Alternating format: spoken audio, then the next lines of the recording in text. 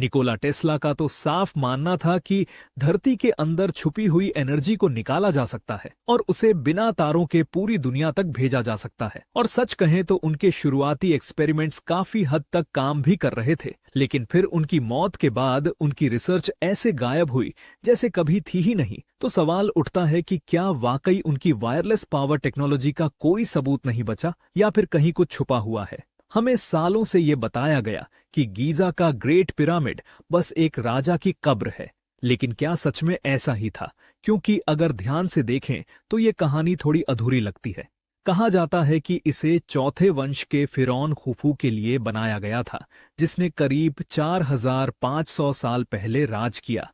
पर हैरानी की बात यह है कि इस पिरामिड में वो सब चीजें नहीं मिलती जो आमतौर पर मिस्र की कब्रों में मिलती हैं। न कोई हायरोग्लिफ, न दीवारों पर भव्य नक्काशी, न कोई खजाना। यहाँ तक कि जिस ग्रेनाइट के ताबूत को खुफू का बताया जाता है, उसके अंदर कभी ममी थी, इसका भी कोई पक्का सबूत नहीं है। और सच तो ये है कि किसी भी पिरामिड में आज तक कोई मम्मी मिली ही नहीं। पुराने मिस्र के लोग अपने फिरौन को भगवान मानते थे, तो फिर भगवान के लिए इतने छोटे कमरे, पतली शाफ्ट और बिल्कुल सादा दीवारें क्यों? ऊपर से जिस सटीकता के साथ इसे बनाया गया है वो दिमाग घुमा देती है। करीब 2.5 मिलियन पत्थरों से बना ये विशाल ढांचा लगभग 6 मिलियन टन वजनी है, 481 फीट ऊंचा है, 13 एकड़ से ज्यादा में फैला है और इसे ट्रू नॉर्थ के 1/15 डिग्री के अंदर अलाइन किया गया है, जो आज की मॉडर्न इंजीनियरिंग के लिए भी बड़ी चुनौती है। इसका बेस 3/4 इंच के अंदर पूरी तरह लेवल है और चारों किनारे, जो 2 से 40 टन वजन वाले पत्थरों से बने हैं, एक दूसरे से सिर्फ 2 इंच के फर्क में है, यानी लगभग 99.98% सटीकता। और मजेदार बात तो ये है कि इसके 4 नहीं बल्कि 8 किनारे हैं, क्योंकि हर साइड हल्की सी अंदर की ओर झुकी हुई है, जो सिर्फ ऊपर से या इक्विनॉक्स के समय छाया में दिखाई देती है। इतना ही नहीं, अगर इसकी ऊंचाई को 43,200 से गुणा करें तो जो आंकड़ा मिलता है वो धरती के पोलर रेडियस के बेहद करीब है, और बेस के पेरीमीटर को 43,200 से गुणा करें तो वो लगभग पृथ्वी की इक्वेटोरियल परिधि के बराबर निकलता है। इतनी जबरदस्त एक्यूरेसी के साथ कि सोचने पर मजबूर हो जाओ कि आखिर इसे बनाने वालों को धरती के साइज का अंदाजा कैसे था, और क्या सच में ये सिर्फ एक मकबरा था या फिर इसके पीछे कोई और ही कहानी छुपी है। हम जानते हैं कि पुराने लोग इक्विनॉक्स को लेकर काफी सीरियस थे, वही दिन जब दिन और रात बिल्कुल बराबर होते हैं, और उस दिन दिन रात की लंबाई 43,200 सेकंड होती है। अब स्केप्टिक्स तुरंत बोलेंगे कि 43,200 का जो कनेक्शन पृथ्वी के साइज से जोड़ा जाता है वो बस जबरदस्ती फिट किया गया नंबर है। उनका कहना है कि धरती हर जगह से थोड़ी अलग माप की है, तो ये सब महज इत्तेफाक है। लेकिन सच में क्या ये सिर्फ इत्तेफाक है या फिर कुछ ज्यादा गहरा मामला है? और हाँ, थोड़ा सा तो ऐसा लगता है जैसे हम स्केप्टिक्स को छेड़ भी रहे हैं, पर क्या करें, मजा भी तो आता है। अब ग्रेट पिरामिड की बात करें तो इसका ज्यादातर हिस्सा नोमुलाइट लाइमस्टोन से बना है, वही लाल भूरे पत्थर जो आज दिखते हैं और जो पास की साइड से ही मिल जाते थे। लेकिन हैरानी की बात यह है कि पिरामिड बनाने वालों ने कुछ ऐसे खास पत्थर भी इस्तेमाल किए जो वहां मिलते ही नहीं थे। बाहर की लेयर कभी चमकदार सफेद टुरा लाइमस्टोन से ढकी हुई थी, इतने स्मूथ और पॉलिश कि उनके बीच जॉइंट तक नजर नहीं आता था। और सोचो, उन्हें करीब 500 मील दूर से लाया गया था, जैसे पूरे एक राज्य की लंबाई पार कराकर हजारों 10 टन के पत्थर ढोए गए हों। तो जाहिर है ये पत्थर खास वजह से चुने गए होंगे।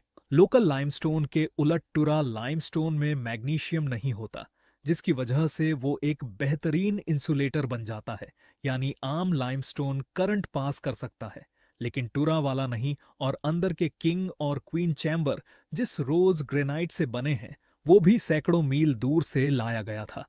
इस ग्रेनाइट में सिलिकॉन डाइऑक्साइड यानी क्वार्ट्ज भरपूर होता है, और जब क्वार्ट्ज पर दबाव पड़ता है या वो वाइब्रेट होता है तो पीजो इलेक्ट्रिसिटी नाम का इलेक्ट्रिक चार्ज पैदा करता है।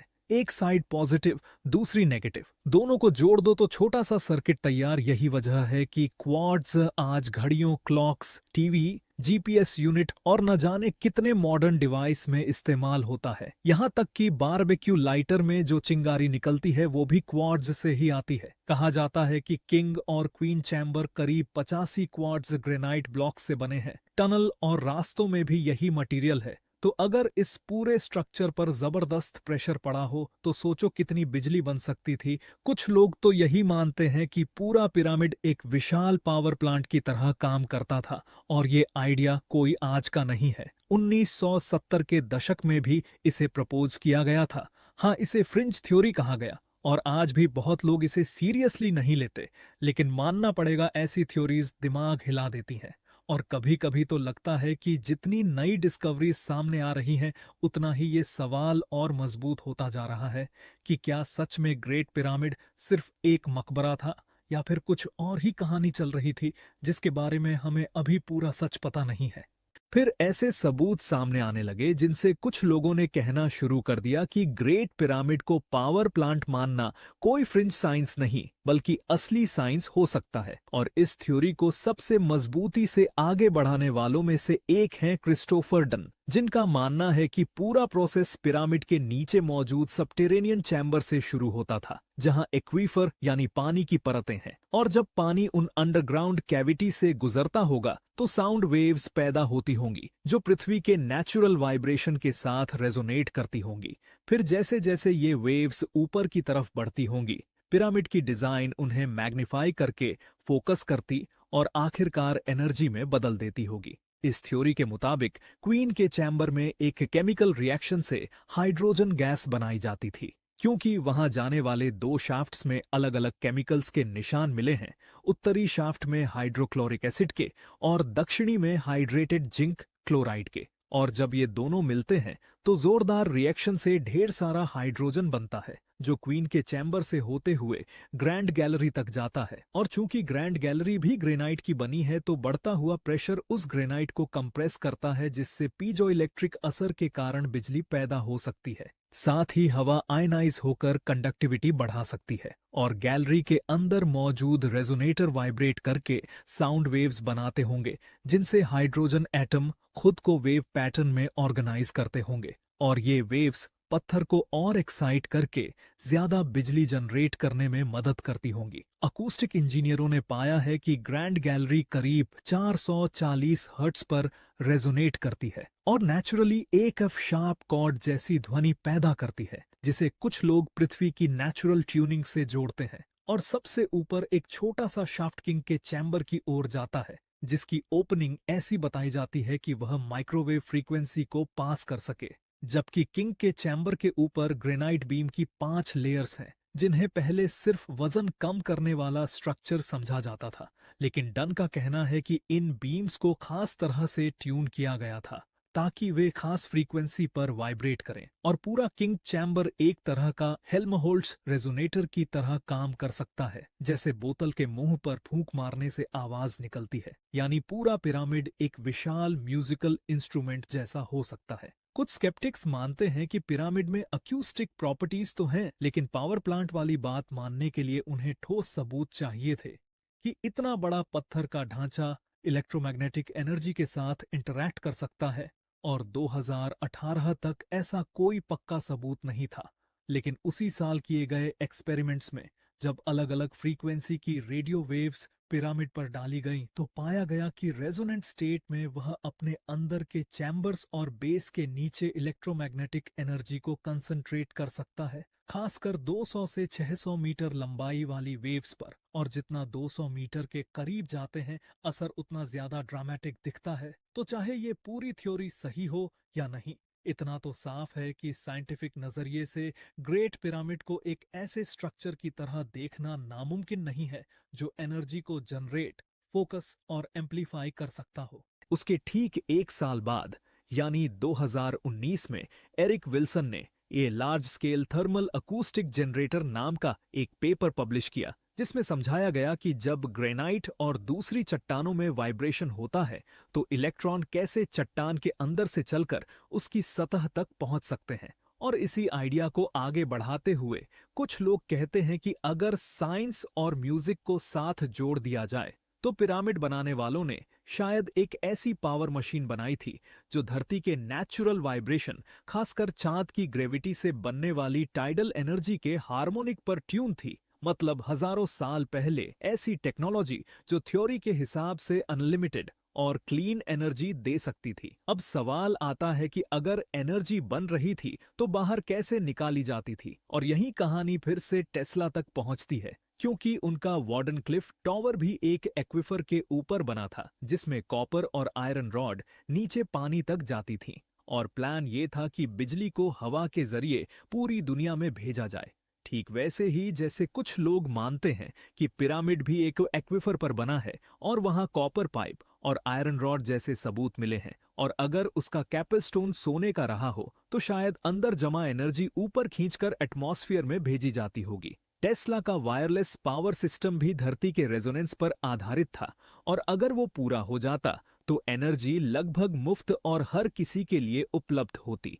लेकिन उनका टावर बाहरी ताकतों के चलते कभी पूरा नहीं हो पाया। और कुछ लोग तो यह भी कहते हैं कि ग्रेट पिरामिड भी किसी अंदरूनी तबाही की वजह से बंद हुआ होगा।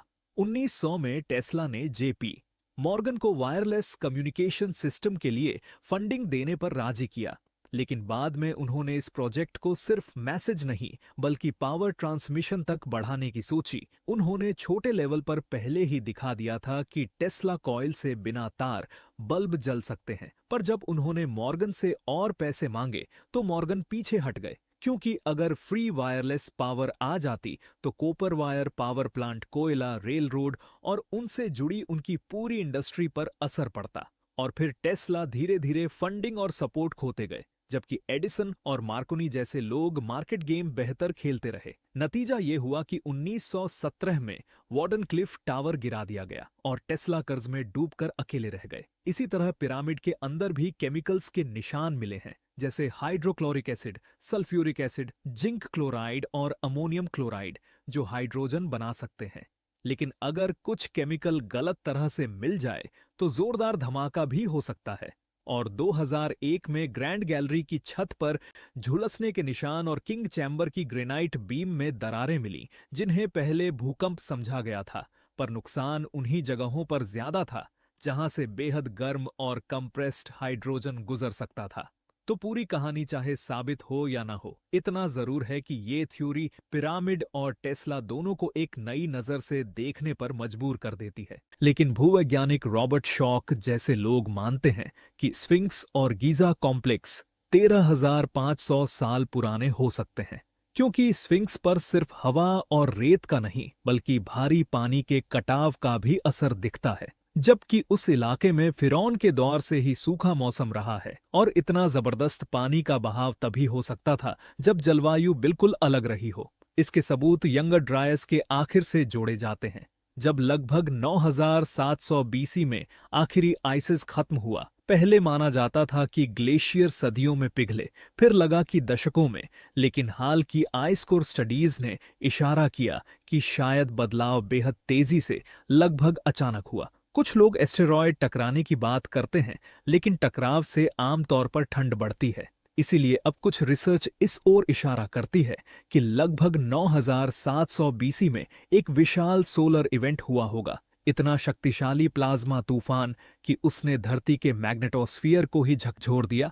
और अगर वह ढाल कमजोर पड़ गई हो तो धरती पर ऐसी भयानक बिजली गिरी होगी जो आज के किसी भी तूफान से सैकड़ों या हजारों गुना ज्यादा ताकतवर रही हो। और अगर ऐसा कुछ सच में हुआ हो तो हो सकता है उसी ने किसी प्राचीन टेक्नोलॉजी या स्ट्रक्चर को हमेशा के लिए खामोश कर दिया हो। दुनिया के 120 से भी ज्यादा देशों में ऐसे निशान मिले हैं जहां चट्टानें पिघलकर कांच जैसी बन गईं। इस प्रोसेस को विट्रिफिकेशन कहते हैं, और ऐसा ही असर चांद की चट्टानों में भी देखा गया है, जिससे कुछ लोग मानते हैं कि उस समय कोई जबरदस्त ग्लोबल इवेंट हुआ होगा। उसी दौर में कृपाण दांत वाले बाघ और ऊनी मैमथ जैसे बड़े जानवर अचानक गायब हो गए, धीरे धीरे नहीं बल्कि कुछ ही दिनों के भीतर, और माना जाता है कि धरती खतरनाक रेडिएशन से भर गई थी। ऐसे में वही जीव बचे जो जमीन के नीचे शरण ले सके। इंसानों में भी शायद वही लोग बचे जो गुफाओं के आसपास रहते थे। अब जरा सोचो, अगर ग्लेशियर जो धरती का करीब 30% हिस्सा ढकते थे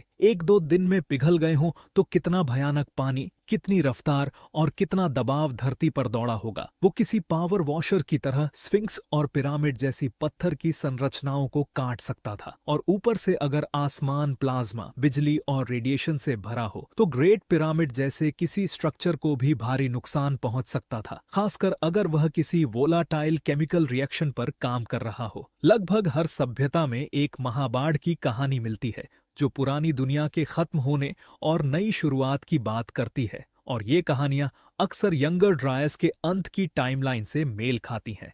यहां तक कि अटलांटिस जैसे खोए हुए महाद्वीप की दास्तानें भी उसी दौर में फिट बैठती हैं। अब मैं ये नहीं कह रहा कि यही पूरी सच्चाई है, लेकिन इतने संकेत जरूर हैं कि हजारों साल पहले कोई एडवांस्ड सिविलाइजेशन रही होगी जिसके पास क्लीन और लगभग अनलिमिटेड एनर्जी बनाने की टेक्नोलॉजी थी। फिर अचानक जलवायु बदली, बर्फ पिघली, भयानक बाढ़ आई, सोलर प्लाज्मा और रेडिएशन ने जिंदगी का बड़ा हिस्सा खत्म कर दिया और वो सभ्यता इतिहास से मिट गई। उसके बाद जब मिस्र की महान सभ्यता उभरी तो शायद उन्होंने पिरामिड को पावर प्लांट की तरह नहीं बल्कि धार्मिक या सेरेमोनियल मकसद से इस्तेमाल किया। स्फिंक्स को भी अपने हिसाब से बदला और आज मेनस्ट्रीम साइंस इन थ्योरीज से पूरी तरह सहमत नहीं है, जो बिल्कुल ठीक है, क्योंकि समय के साथ जैसे जैसे नए सबूत सामने आएंगे सच भी धीरे धीरे साफ होगा। और हो सकता है तब हमें पता चले कि पिरामिड पावर प्लांट वाली थ्योरी में कुछ न कुछ दम जरूर था। जिसने भी पिरामिड बनाए, अगर उन्होंने सच में एनर्जी बनाई तो वो ऐसी थी जो धरती के साथ तालमेल बिठाती थी, उसे नुकसान नहीं पहुंचाती थी। और हाँ, कोई भी शक करने वाला पूछ सकता है कि अगर ये आइडिया 50 साल से घूम रहा है तो इसे छोटे लेवल पर दोहराने की कोशिश क्यों नहीं हुई? क्योंकि अगर सच में सबके लिए अनलिमिटेड क्लीन एनर्जी मुमकिन हो तो ये इंसानियत के लिए सबसे बड़ा कदम साबित हो सकता है। तो दोस्तों, अगर आपको ये थ्योरीज दिमाग हिला देने वाली लगी हो तो वीडियो को लाइक जरूर करें। अपने विचार कमेंट में बताएं कि आप पिरामिड को मकबरा मानते हैं या पावर प्लांट। और अगर आप ऐसी ही रहस्यमयी और माइंड ब्लोइंग स्टोरीज देखना चाहते हैं तो चैनल को सब्सक्राइब करना बिल्कुल मत भूलिए। मिलते हैं अगली वीडियो में।